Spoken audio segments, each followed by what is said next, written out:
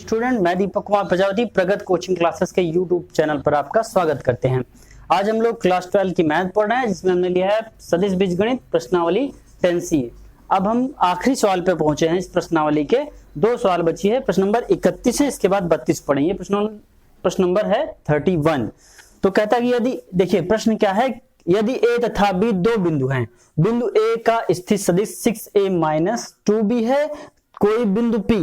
अब देखिए एक बिंदु का स्थित सदिश दिया है, दो बिंदु थे लेकिन एक का स्थित सदिश दिया है। कह रहे कि कोई बिंदु P जिसका स्थित सदिश a - b है, AB को 1:2 में विभक्त करता है, तो B का स्थित सदिश ज्ञात कीजिए। Find the value of position vector of B का जो है आपको स्थित सदिश ज्ञात करना है। तो देखिए प्रश्न में बहुत ही सिंपल सा प्रश्न है। कह रहा है कि A और B कोई दो बिंदु है, ठीक। तो कह रहा है बिंदु A का स्थित सदिश कितना है, बिंदु A का स्थित सदिश मतलब वेक्टर OA इक्वल टू कितना है, 6 वेक्टर A - 2 वेक्टर B। ये दिया है आपको, ये दिया है प्रश्न में। स्थित सदिश पोजीशन वेक्टर अर्थात vector OA equal to 6a - 2b दिया है। कोई बिंदु P, ध्यान दीजिए, कोई बिंदु P जिसका स्थित सदिश इतना है, a - b है। वो जो बिंदु P है क्या कर रहा है, AB को 1:2 में अर्थात A से B को, AB को वह 2:1 के अनुपात में बिंदु P जो है विभाजित कर रहा है। ध्यान दीजिएगा, कोई बिंदु P जिसका स्थित सदिश इतना है, तो P का स्थित सदिश वेक्टर OP इक्वल टू क्या लिख सकते हैं हम लोग, वेक्टर OP इक्वल टू लिखेंगे वेक्टर A - वेक्टर B लिखेंगे, ठीक है। आगे बढ़िए, AB को 1:2, सॉरी यहां पे हमने गलत लिख दिया, ये होगा 1:2, 2:1 नहीं। AB को 1:2 के अनुपात में विभाजित करता है, कौन, बिंदु P विभाजित करता है। तो B का स्थित सदिश ज्ञात करिए। तो भैया क्या ज्ञात करना है आपको, वेक्टर OB ना, B का स्थित सदिश वेक्टर OB ज्ञात करना है। यहाँ प्रश्नवाचक चिन्ह बना दिया। चलिए शुरू करते हैं। बहुत ही सिंपल सा प्रश्न है, बहुत ही अच्छा है। हमने चित्र भी बना दिया ताकि आपको अच्छे से समझ में आ जाए, ठीक। यहाँ पे बिंदु A का स्थित सदिश है vector OA equal to 6a - 2b। बिंदु B का स्थित सदिश ज्ञात करना है, और ये जो विभाजन बिंदु है P, उसका भी स्थित सदिश दिया गया है, और कितना विभाजित हो रहा है, अनुपात भी दिया गया है, ठीक। चलिए, तो हम लोग जानते हैं एक फार्मूला होता है विभाजन का। तो यहाँ पे हम लोग लिख सकते हैं कि माना कोई बिंदु आपका कोई, देखिए एक स्थित सदिश मान लिया, जो हमने OA, OP और OB लिखा है, इसके लिए आप थोड़ा सा कह सकते हैं कि माना कोई बिंदु O है जिसके सापेक्ष OA, OP और OB सबका स्थित सदिश बनाएंगे हम लोग, पोजीशन वेक्टर बनाएंगे। ये आप समझ सकते हैं, ऐसे चित्र बन सकता है, ठीक ना। तो हम लोग क्या लिखेंगे, हमको क्या ज्ञात करना, लिखेंगे पहले तो सॉल्विंग में जो दिया गया है वो लिख लीजिए। दिया है, क्या दिया है आपको, बिंदु A का स्थित सदिश vector OA equal to 6a - 2b, 2 vector B, और बिंदु P का स्थित सदिश कितना दिया है, a - b। बिंदु P का स्थित सदिश OP equal to vector A - vector B दिया गया है, और आपको क्या ज्ञात करना है, वेक्टर OB अर्थात B का स्थित सदिश ज्ञात करना है। तो फार्मूला कौन सा अपनाएंगे, चलिए फार्मूले पर हैं। तो वेक्टर OP इक्वल टू बिंदु P का स्थित सदिश बराबर हो जाएगा वेक्टर A का, मतलब बिंदु A का जो मान होगा गुणे 2 के साथ, अनुपात जो होगा दूर स्थित जो अनुपात होता है, वेक्टर B की वैल्यू गुणे A का अनुपात, मतलब 1 जो A का अनुपात है, A के साइड का जो अनुपात है, ये दूर वाला स्थित अनुपात, इसके साथ गुणा। अब बटे कितना हो जाएगा, 1 बटे 1 + 2 या 2 + 1 जो भी लिख दीजिए आप, ठीक ना। चलिए क्या लिखेंगे, OA वेक्टर OA गुणे 2 प्लस OA गुणे, मतलब A का स्थित सदिश गुणे 2 और प्लस OB गुणे 1 बटे अनुपातों का योग, यानी कि 2 + 1। अनुपात कितना है, 1 + 2, तो 2 + 1 या 1 + 2 चाहे जो लिख दीजिए। तो यहाँ वेक्टर OA की वैल्यू कितना है हमारे पास, यहाँ रखिए ओ ए की value 6a minus 2b into 2 plus O B की वैल्यू नहीं पता है तो यहाँ ओ बी लिख कर छोड़ दीजिए, वेक्टर ओ बी इसमें गुणा करेंगे एक का तो ओ बी रहेगा अपान 3 हो जाएगा। यहाँ ओ पी की वैल्यू, वेक्टर ओ पी का वैल्यू कितना है, वेक्टर ए माइनस वेक्टर बी। ये तो आपका हो गया, सबकी वैल्यू पुट कर लिया हमने। ठीक, अब क्या करेंगे, अब करना ये है भैया कि इसके तिर्यक गुणा करिए। तिर्यक गुणा कैसे होता है, ये यहाँ पे 1 लिख सकते हैं, ऐसे गुणा करेंगे, मतलब इसका गुणा इसके साथ, इसका गुणा इसके साथ, इसका गुणा यहाँ पे करेंगे 3 का गुणा, तो 3 vector A minus 3 vector B equal to यहाँ 2 छंग 12a 12 वेक्टर ए और 2 का इसमें गुणा करेंगे तो -4 वेक्टर बी और फिर प्लस कितना हो जाएगा ओबी वेक्टर ओबी। अब इस सबको इस तरफ लेकर के आइए तो 3 vector A minus 12 vector A minus 3 vector B plus 4 vector B equal to vector OB. घटाइए भैया, चलिए जोड़िए घटाइए, 12 में से ये चला जाएगा 3 तो -9 वेक्टर ए और प्लस ये 4 प्लस वेक्टर बी बचेगा। कैसे, -3b में से +4b चला जाएगा तो 1b बचेगा, पॉजिटिव बचेगा, इक्वल टू कितना वेक्टर ओबी। यानी वेक्टर ओबी की वैल्यू कितना मिल गया हमको, वेक्टर ओबी इक्वल टू ये उस तरफ लिखेंगे तो b प्लस है आगे और ये निगेटिव है ऋणात्मक तो 9 वेक्टर ए। ये आपका हो जाएगा वेक्टर ओबी का मान, ये आप हो जाएगा क्या आंसर। बिंदु ए का जो स्थित सदिश था ये तो पूछ रहा था, बी का स्थित सदिश ज्ञात करिए तो बी का स्थित सदिश इक्वल टू कितना लिखेंगे, अतः बिंदु बी का स्थित सदिश, बिंदु बी का स्थित सदिश vector O B equal to vector B minus 9 vector A. ठीक, ये आपका हो जाएगा उत्तर। यानी ये सवाल कौन सी थी, सवाल नंबर 31 जिसको हम लोगों ने हल किया और ये हो जाएगा उत्तर। ठीक, चलिए चलते हैं प्रश्न नंबर 32 पर।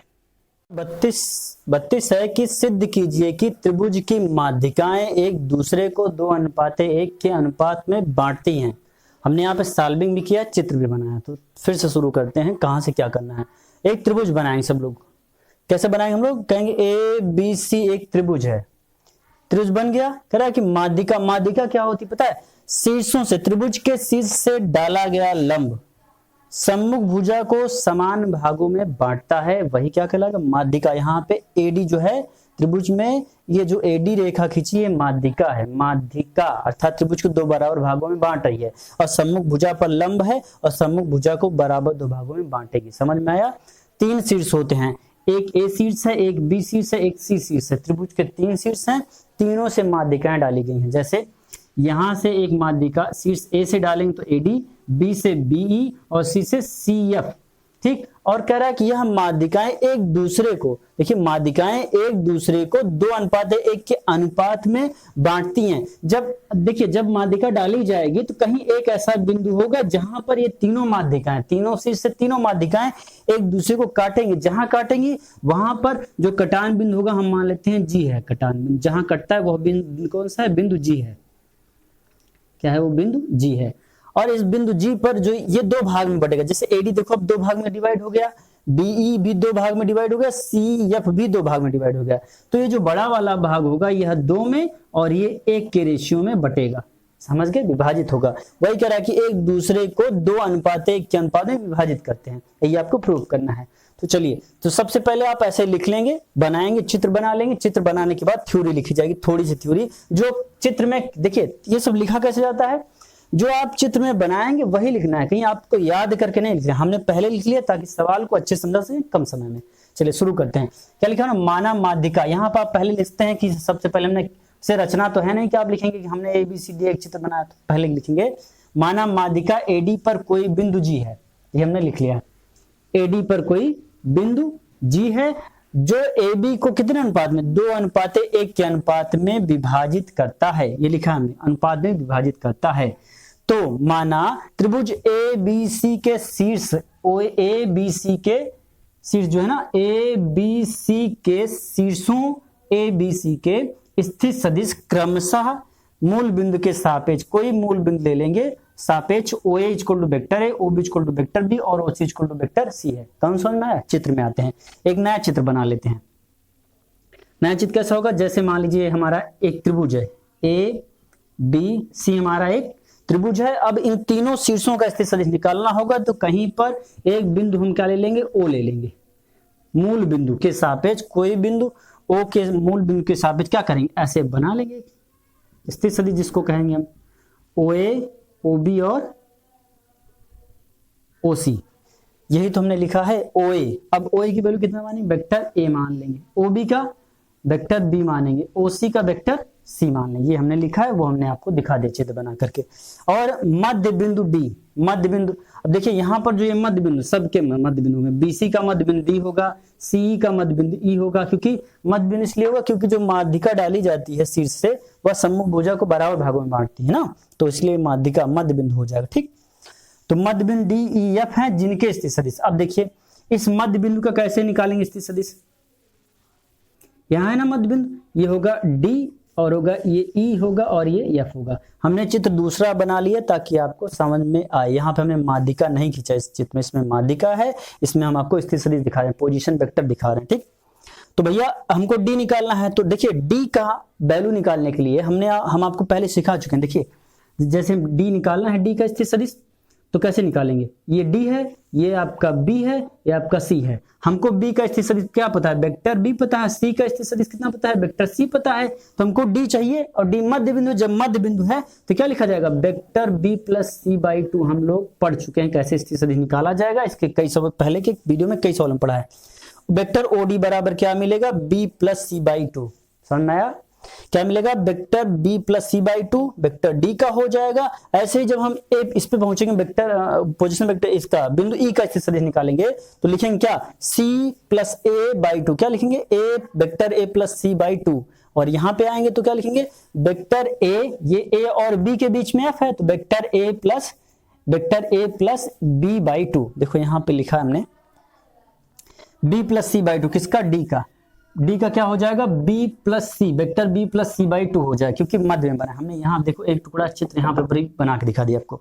b plus C by two comma c plus a by two, किसका हो जाएगा? ये e का हो जाएगा। e किसका मध्य बिंदु है? दो बिंदुओं का, दो बिंदु है जिनको मिलाया गया, एक रेखा बनी है, तो a और c का है, तो a और c का है, तो a plus C by two हो जाएगा।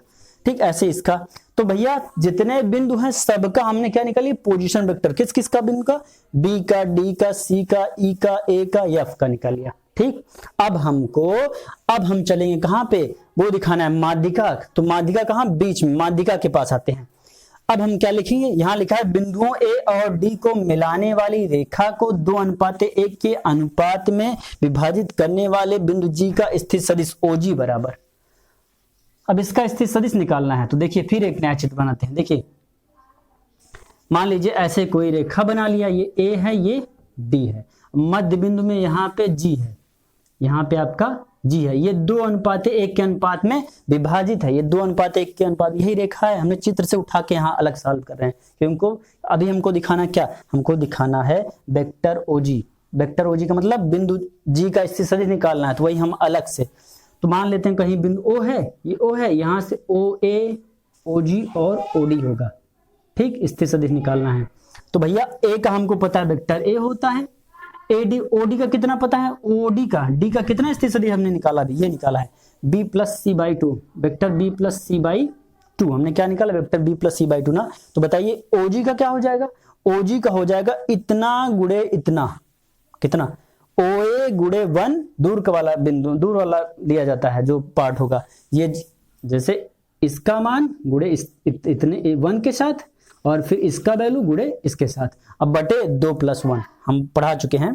देखिए 2 गुणे 1/2, ये 1/2 का मतलब OD की, देखिए 2 गुणे मतलब ये गुणे इतना, B plus C by two into 2 into B plus C by two, अब प्लस 1 इंटू कितना? 1 इंटू वेक्टर A की वैल्यू अपान इतना, 2 प्लस 1, तो कितना हो जाएगा? 2 प्लस 1 3 हो जाएगा। तो क्या लिखा जाएगा? 3, और ये इसके साथ कैंसिल हो जाएगा, 2 से 2, A plus B plus C by 3। तो ये हो गया भैया OG का। OG की वैल्यू कितना है? 1/3 A प्लस बी प्लस सी। तो बिंदु जी का स्थित सदिश कितना मिल गया, 1/3 ए धन बी धन सी, वेक्टर ए धन वेक्टर बी धन वेक्टर सी। तुमने क्या लिखा, इस प्रकार बिंदु जी रेखा एडी को 2:1 के अनुपात में विभाजित करता है। अब कहेंगे सर अभी तो आपने सिर्फ एडी का ही निकाला है, जैसे हमने एडी निकाला ना भैया वैसे ही आप आएंगे बीई, ये भी तो माध्यिका ही है ना, ये भी तो माध्यिका ही है ना, इसका भी आप निकाल लीजिए, बीई का निकाल लीजिए। चलिए बी हम निकाल लेते हैं कहीं पर, क्या करें, चलिए यही बी है, बीई है। तो देखिए बी में जब हम बी वाला लेंगे, बी रेखा लेते हैं, जैसे मान लीजिए हमने ले लिया ये बी और ये ले लिया ई, यहाँ पे जी है आपका, ये 2:1 के अनुपात में, 2:1 के अनुपात में होगा। इसका भी मान कितना आना चाहिए, 1/3 ए धन बी धन सी आना चाहिए। ठीक, चलिए लाते हैं बी का क्या हो जाएगा, बी का स्थित सदिश कितना हो जाएगा, ऐसे बना लेंगे आप, स्थित सदिश ओ बन गया। अब देखिए ओजी निकालना है तो लिखेंगे ओजी, वेक्टर ओजी इक्वल टू क्या लिखेंगे, बी की वैल्यू वेक्टर बी है और ओई का मान कितना है, ओई का मतलब ई का स्थित सदिश कितना है, ई का स्थित सदिश होगा, ई का स्थित सदिश होगा ए धन सी बाई 2। क्या होगा, देखिए यहाँ क्या लिखेंगे, इतना गुड़े इतना, तो 2 गुड़े 1/2 ए धन सी बाई 2 हो गया। अब प्लस अब इतना गुड़े ये करेंगे बी गुड़े 1 अब बटे 2, ये 2 से 2 कैंसिल, ऊपर क्या बचा, ऊपर बचा हमारे पास ए धन बी धन सी,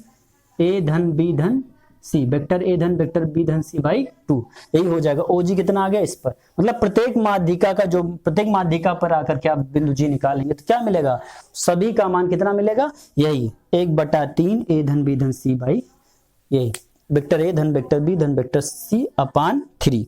ठीक ना, तो आप यही लिख देंगे और आखिरी में एक लाइन लिख सकते हैं आप कि अतः किसी त्रिभुज की माध्यिकाएं एक बिंदु पर मिलती हैं, अतः किसी त्रिभुज की माध्यिकाएं 1 2 3 माध्यिकाएं एक बिंदु पर मिलती हैं जो प्रत्येक माध्यिका को 2:1 के अनुपात में विभाजित करती हैं। क्या कहेंगे, किसी त्रिभुज की माध्यिका प्रत्येक माध्यिका किसी एक बिंदु पर मिलती हैं जो प्रत्येक माध्यिका को 2:1 के अनुपात में विभाजित करती हैं। ठीक, चलिए ये प्रश्न आपका इंपॉर्टेंट है और समझ में आया होगा ये उम्मीद है कि हमने सभी को पूरे चित्र को अलग अलग करके समझाया आपको, आप इसको नोट कर लीजिए। और ये लेसन आपका अब खत्म हुआ, प्रश्नावली 10C खत्म हो गया। अब हम लोग आगे बढ़ेंगे, सी के बाद डी पे चलेंगे, प्रश्नावली 10C डी पढ़ेंगे कल से।